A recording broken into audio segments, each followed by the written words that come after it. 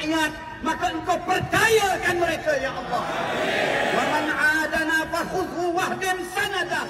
Dan barang siapa yang memusuhi rakyatnya sendiri ya Allah, engkau cekap dia ya Allah, dan engkau runtuhkan sandarannya ya Allah. Dalam perjumpaan itu mereka diugut oleh Azmin Ali bahawa mereka tidak akan dapat watikah calon untuk bertanding dalam pilihan raya. Malahan saya dimaklumkan bahawa dalam perbualan itu Azmin pun ada kata dengan saya pun confirm tak dapat watikah jadi calon dah. Hebat Azmin ni. Tun Faisal, ramai ketua-ketua bahagian sayang sungguh kat Tun Faisal. Ketua penerangan parti pula jadi kepala batu api. Juara merajuk Malaysia ni yang ala-ala drama queen ni memang kita boleh bagilah kepada Datuk Seri Azmin Ali. Itu special award yang kita boleh bagi kepada dia. Hebat Azmin ni. Ni saya kata Azmin ni memang betul-betul hebat. Satu parti dia pegang dan siapa tak sokong tak dapat peruntukan.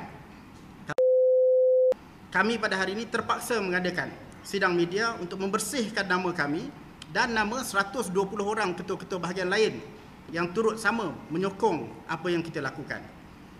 Bukan saja kepada parti, tapi juga kepada rakyat seluruh negara. Kami seboleh-bolehnya tak mahu buat sidang media ni sebenarnya. Tapi apa lagi pilihan yang ada pada kami? Kami diminta untuk bersabar dan fikir mengenai parti. Tapi siapa pula dalam parti yang fikir mengenai kami, 120 orang ni? Jadi saya nak minta kita clear bahawa bila saya sebut tentang kami, saya tak masukkan kami 4 orang saja. Saya masukkan kami 120 orang. Walaupun kami 4 saja yang baru dipanggil.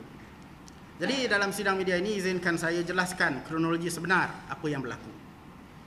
Sekitar 3 minggu sebelum PAT, Perhimpunan Agong Tahunan Bersatu, bila mana saya dan beberapa rakan-rakan duduk berbual, kami berbual secara santai saja, timbul persoalan tentang satu cadangan untuk membawa usul pencalonan Perdana Menteri dalam PAT.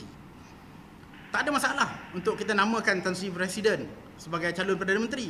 Tetapi ramai di kalangan kami yang mempersoalkan kewajaran perkara yang sebenarnya bersifat strategi dalaman dibawa ke platform terbuka seperti PAT. Dan saya rasa amat jelas bahawa fokus kami ialah menyatakan pandangan bahawa usul yang sensitif tak perlu dibawa ke PAT.